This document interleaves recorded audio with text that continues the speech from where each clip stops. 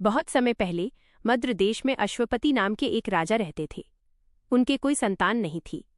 उन्होंने देवी सावित्री की कठोर तपस्या की।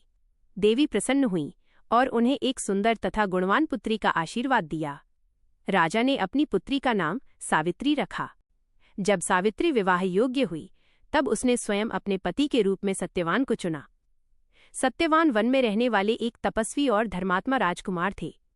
लेकिन ऋषि नारद ने बताया कि सत्यवान बहुत गुणवान है, पर उनकी आयु केवल 1 वर्ष शेष है। ये सुनकर भी सावित्री अपने निर्णय से नहीं डरी और सत्यवान से विवाह कर लिया। विवाह के बाद वो अपने पति और सास ससुर की सेवा में लग गई। जिस दिन सत्यवान की मृत्यु का समय निकट आया, उस दिन सावित्री ने कठोर व्रत रखा। सत्यवान लकड़ी काटने जंगल गए तो सावित्री भी उनके साथ गई। जंगल में अचानक सत्यवान के सिर में तेज पीड़ा हुई और वे सावित्री की गोद में सिर रखकर लेट गए। तभी यमराज उनके प्राण लेने आए। सावित्री ने यमराज का पीछा किया। यमराज ने उसे समझाया कि अब लौट जाओ, लेकिन सावित्री अपने पति के प्रति निष्ठा और बुद्धिमानी से उनसे धर्म की बातें करती रहीं। यमराज उसकी भक्ति और ज्ञान से प्रसन्न हुए और वरदान मांगने को कहा। सावित्री ने पहले अपने अंधे सास ससुर की आंखों की रोशनी और राज्य वापस मांगा।